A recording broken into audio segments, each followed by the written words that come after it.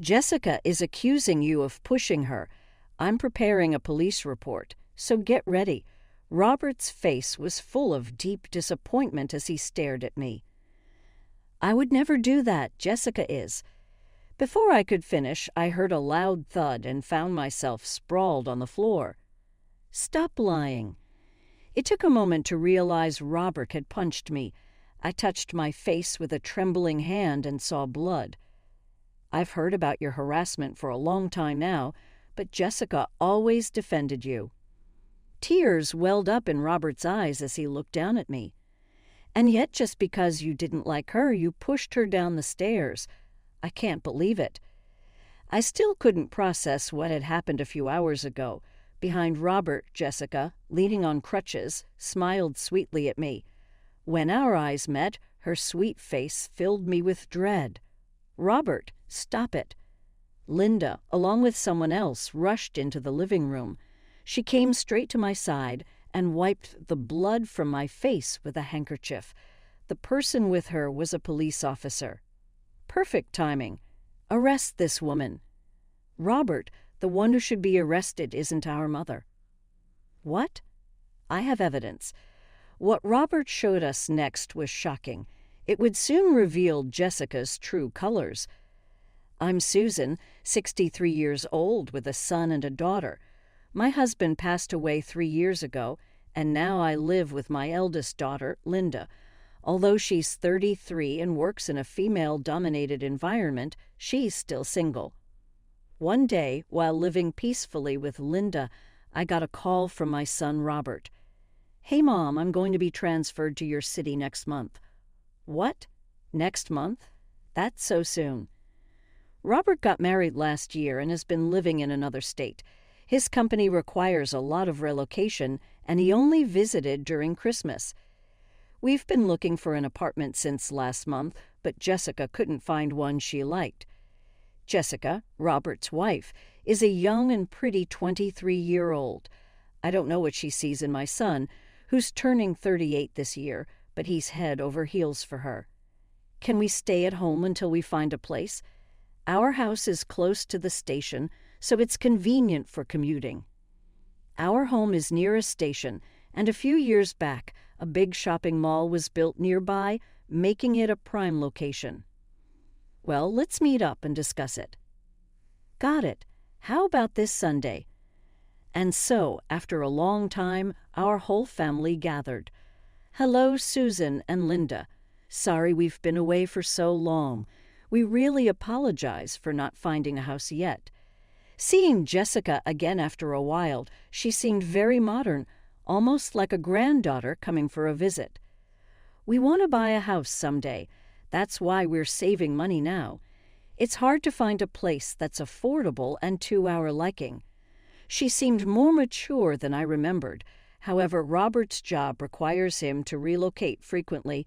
I wonder what they're planning. We don't want to keep moving and uprooting our kids. Imagine them making friends only to say goodbye soon after. "Oh, Robert, I never thought you'd think about such things." I watched the two of them with a warm smile. "I understand, but how about setting a deadline of 6 months?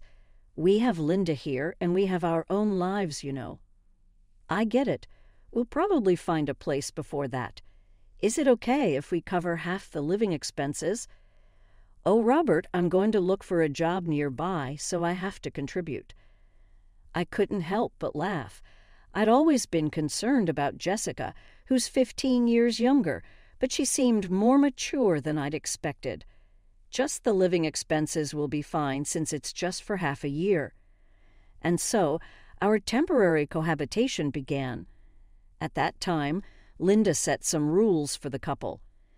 "Please don't enter my room and don't touch my things. I think you can distinguish between my stuff and Mom's." Okay, we'll be careful. You really don't like people touching your things, huh, Linda?" Jessica cheerfully responded. Looking back, Linda might have felt like she was being intruded upon from that moment. It couldn't be helped. Robert and his wife would be living on the second floor, where Linda's room was also located. Once they moved in, Jessica eagerly helped with household chores. She finished cleaning and laundry in the morning, leave to look for a job in the afternoon, and return in the evening to help prepare dinner. I absolutely love your cooking, Susan. My parents never really cooked, so I'm happy to be in the kitchen with you. Oh, can I taste this? Jessica was very friendly and effortlessly closed the distance between us.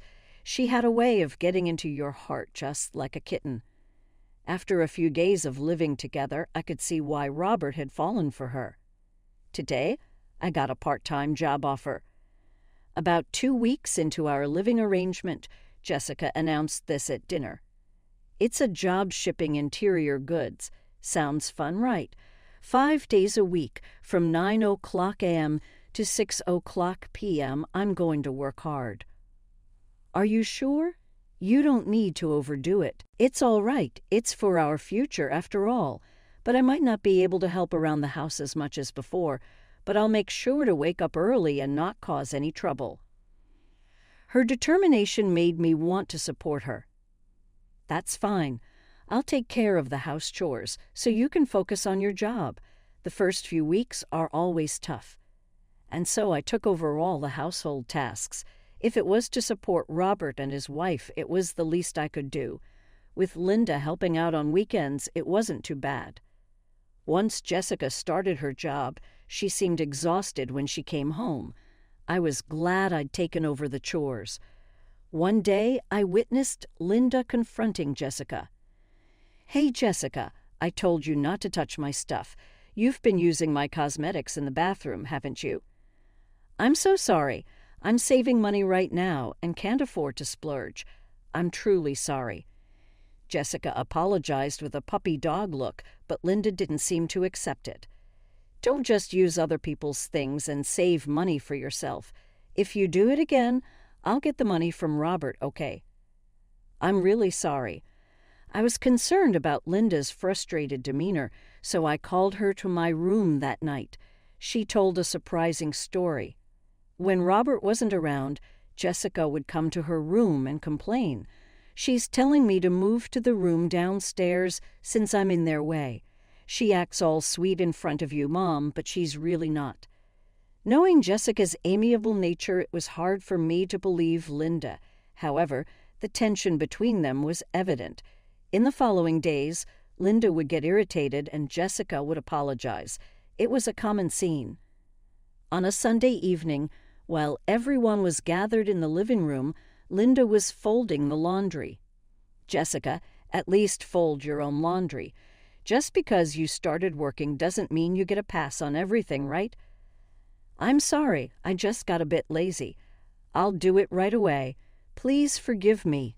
I'm really sorry." Tears welled up in Jessica's eyes as she went over to take the laundry from Linda. "Hey, Linda, there's no need to speak to her like that. Just help her out." Robert then wrapped an arm around a teary-eyed Jessica. Jessica looked up at Robert with watery eyes. "Jessica, I'm sorry about my family. Let's go out for dinner tonight. Mom, Linda, if you bully Jessica, I won't let it go." Saying this, the two left the house. "What's with them?" "Robert is just too soft on Jessica." "Ah, so infuriating. Mom, let's go out for dinner tonight, too." "All right, but before that, I have something to discuss with you, Linda." I had secretly planted a voice recorder in Linda's room because I couldn't believe what she told me the other day, and what I heard was Jessica's harsh language, far worse than I'd imagined. And now there was this situation. "I want you to live with your aunt for a while. I've already asked her." "What?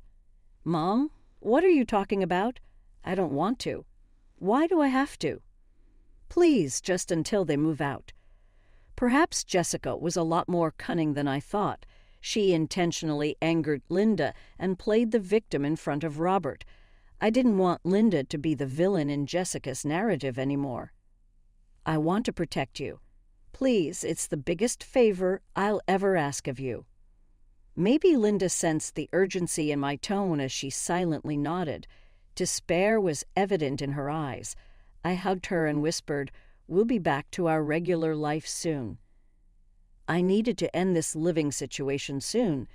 We were only 3 months away from the deadline of the living arrangement with Robert and Jessica. After Linda left, Jessica became even more relaxed at home. She didn't show me any of the attitude she had with Linda, and that confused me even more. It feels kind of lonely now that Linda is gone, doesn't it? Yes, it does. Please think of me as your real daughter from now on. I think of you as my real mother, Jessica said with an innocent smile, but I felt mixed emotions. It sounded as if Linda would never come back. As days went by, Jessica began to act more and more spoiled, as if I really were her mother. Susan, I want to eat that tonight. Susan, can you iron this for me? Susan, let's go shopping together soon. To an outsider, we might have looked like a real mother and daughter. Once you let someone into your heart, it's hard to push them away for no reason. I continued living with Robert and his wife, feeling conflicted and uneasy. Around that time, whenever Robert was late from work, Jessica also came home late, and occasionally she'd say things like, "Susan, can you lend me some money?" I started to hold back my thoughts more and more, thinking, it's only for a little longer. Linda would visit on Robert's days off. Sitting with her, sipping tea, it felt as if we were still living together. Mom, I couldn't trust Jessica after I moved out.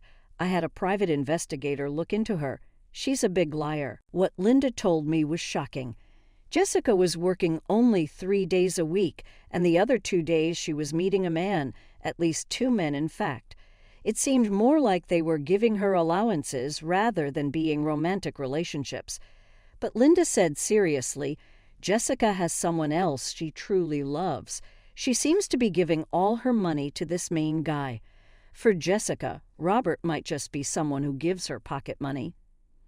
I can't believe it. I was in a strange state of shock and realization, but I couldn't forgive her for involving and hurting my precious family. I'll gather more evidence and then talk to Robert. I don't want Jessica to do as she pleases, and I don't want Robert to get hurt. Linda seemed to feel the same way as me. I had been thinking I just needed to be patient a little longer, but that feeling was completely gone. I also needed to prepare for any unforeseen circumstances. Hey, have you guys found a place yet? It's almost the end of our agreed period. I hadn't heard much about their house hunting since we started living together. I had always wondered if they were really looking. Yeah, we checked out some places near my office the other day. Found a few good ones, so Jessica and I will go for a viewing soon. That's good to hear. What? Robert, you said you'd leave it to me. I like it here. Linda moved out, so why can't we just live here? I was at a loss for words. Jessica hadn't been looking for a place after all. I had been putting up with her recent behavior, thinking, it's only for a little while longer. No, you have to honor our agreement. The only reason I asked Linda to leave is because we agreed it would be temporary. I can't ask her to endure this any longer. Well, there's no place better than this one. She probably didn't expect me to refuse. For the first time, I saw a disgruntled expression on Jessica's face. We can't stay here, okay? Even if we have to pay a little more in rent. Robert was desperately trying to soothe her, but Jessica stormed off upstairs. Maybe this was the last straw because a few days later, a disaster struck. That day, I was trying to carry laundry down from the balcony on the second floor. I had washed sheets and was holding a large pile. Be careful, Susan. I'll carry it down for you. Jessica, who had apparently come out of her room, offered to help. Oh, thank you. As I handed her the laundry, Jessica smiled slightly. Susan, I always get what I want, no matter what it takes. Excuse me. I thought I had managed both Linda and you. Such a pity. I was confused, not understanding what Jessica was getting at, and the next moment, no, Mom. Stop it. Suddenly, Jessica, still holding the laundry, dived down the stairs. I stood frozen at the top of the stairs. It felt like watching something in slow motion. With a loud thud, Jessica tumbled down. Robert, who was in the living room, rushed over to her. "Jessica, Jessica. Mom, call 911. Snapping back to reality, I quickly called an ambulance from my cell phone. When the ambulance arrived, Robert accompanied Jessica to the hospital. I remained paralyzed at the top of the stairs, alone in the house and still in shock. I found myself calling Linda. My voice trembled as I recounted the recent events. "Mom, it's okay. I need to check something and then I'll come over," Linda said and hung up. I don't know how much time had passed when I heard the front door open in the now dark house. I rushed to the entrance. "Robert, how's Jessica?" Behind Robert stood Jessica, her left leg in a cast and leaning on crutches. Perhaps the laundry cushioned her fall, as she didn't require hospitalization. Seeing Jessica with bandages wrapped around her slender arms and head was heart-wrenching. "Jessica, are you okay?" Hesitating to speak to her, Robert answered for her. "What nerve do you have to ask that? What Jessica said, you pushed her. We are even preparing to press charges, so be ready." Robert's face was filled with disappointment. "But I wouldn't do that. Jessica, just as I was about to speak, I heard a heavy thud and found myself collapsing onto the floor. "Stop lying." It took me a moment to realize that Robert had punched me. I held my trembling hand to my face and saw blood. "I've been hearing about your mistreatment of Jessica for a while, but she always defended you." Looking down at me, tears filled Robert's eyes. "And yet to think you push her down the stairs. I can't believe it." Even now, I still can't believe the events from a few hours ago. Behind Robert, Jessica, leaning on her crutches, met my eyes and gave me a sly smile. I felt a chill of fear at that seemingly innocent expression. "Look at this. There's no denying it." I heard Jessica scream. Robert showed me a video on his phone which captured Jessica falling from the stairs, and standing at the top, it looked like I was looming menacingly over her. "Robert, stop it." Linda entered the living room with someone. She rushed straight to me and wiped my blood with a handkerchief. With her was a police officer in uniform. "Just in time. Arrest her." "Robert, the one who should be arrested isn't Mom." "Huh. I've got evidence. If shown the earlier footage, anyone would see it as my wrongdoing. I was stiff with anxiety." Linda, alongside the police officer, reviewed the footage. "It's so clear from this angle. It looks like Mom pushed her." The officer beside her nodded in agreement. "But what if we look from a different angle?" At those words, Jessica's eyes widened in shock. Linda took out her cell phone to show. Linda said, "After I left the house, I had a hunch about Jessica, so I set up cameras all around the house." Wait a minute. Isn't that an invasion of privacy? "Oh, weren't you doing the same thing?" Jessica grimaced hearing that. From the footage on Jessica's camera, the angle was from below the staircase, from the opposite side, concealed between a family photo on the shelf. Being closer to the camera, the audio was clear as well. "Oh, is this a joke?" She jumped on her own. "It's scary." I got a call from Mom and checked the camera footage. Thanks to Linda, my innocence was proven. Jessica wanted to live here with her true boyfriend. After getting rid of Mom, she planned to get rid of you next, Robert. What? A few days ago, on the camera installed in Linda's room, Jessica was enthusiastically talking about her plans over the phone with her affair partner. After realizing the seriousness of this incident, Linda brought the footage to the police. "Robert, it's not what you think. I did all this for us, for you and me. You know she's got 2 other guys she's seeing, rich old men. I have pictures to prove it." "No, Linda is just trying to frame me. Robert, believe only in me." Jessica still seemed to think she could deceive Robert, even after all that's been revealed. She looked at Robert with desperate eyes, begging for him to believe her. But I had something that would reveal Jessica's true intentions. It was time. You sure about that? I did my own digging, asked Linda about Noah. Upon hearing the name Noah, Jessica visibly flinched. Noah was her main squeeze. She must have really fallen for him hard, otherwise she wouldn't have pulled a stunt like throwing herself down the stairs. And when I talked to Noah, both Linda and Robert looked shocked. I decided to visit the bar where Noah worked during the day. When I mentioned I was Jessica's mother-in-law, he was surprisingly willing to chat, perhaps to avoid any potential trouble. I retrieved a voice recorder from my room and played it back. "Oh, Jessica, to be honest, she's a handful.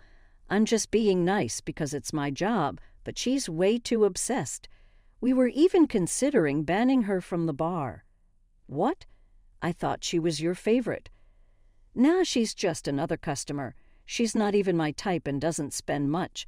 If you see her, tell her she's a nuisance." The color drained from Jessica's face. For a popular guy like Noah, the amount Jessica spent on him was negligible. I didn't care if Noah was telling the truth. I just wanted to hear him speak about Jessica. "It can't be. Noah wouldn't say that. We promised we'd be together forever." "Oh, so it wasn't for Robert's sake after all." With a glare, Jessica lost her words as the officer apprehended her. Hearing Noah's own words must have hurt. "We'll get the rest of the story at the station." As the officer began to lead Jessica away, Robert spoke up. "Jessica, didn't I tell you? You can't live here. The house is under Linda's name." "What the hell?" Jessica turned around with a loud shout. Her face was flushed with anger, her emotions raw and visible, and with a fury that looked like she might lunge at Robert, she yelled, "Just for that, I broke my leg trying to get rid of Linda and that old hag. But it was all for nothing. No money, no house. You're just a worthless old man." Jessica continued her tantrum as the officer restrained her and led her to the patrol car. Indeed, in my husband's will, it read, "The house is to be inherited by whoever takes care of Susan to the end." Robert, having no intention of returning to his hometown, had declined his inheritance. "Mom, I'm sorry." "What have I done?" Robert, despite his age, burst into tears. It was a relief that everything ended at just this. We were on the brink of letting Jessica single-handedly ruin our family. In the silence that enveloped our home, the three of us embraced each other. I was concerned for Linda. Linda worried for her brother and me, and Robert regretted almost letting his wife ruin everything. Being able to protect my precious family gave me profound relief. At the same time, I was deeply shaken by realizing the terrifying person I had inadvertently led into our lives. Jessica and Robert's marriage eventually ended in divorce. Linda's investigation and surveillance camera footage played a crucial role in facilitating a smooth separation. Subsequently, Jessica faced arrest when it became apparent that her intentions included scheming against me, seizing control of the house, and orchestrating an accident to eliminate Robert. The memory of Jessica's ecstatic expression as she descended those stairs still sends shivers down my spine. Without Linda's camera, I might have struggled to defend myself, and Jessica's sinister plans might have succeeded. Her face bore an unmistakable aura of madness at the time.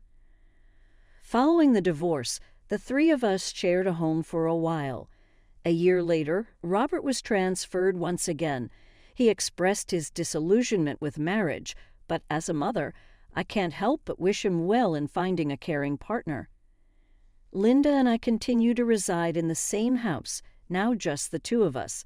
While I hold out hope for Linda's romantic future, I am content to embrace the tranquility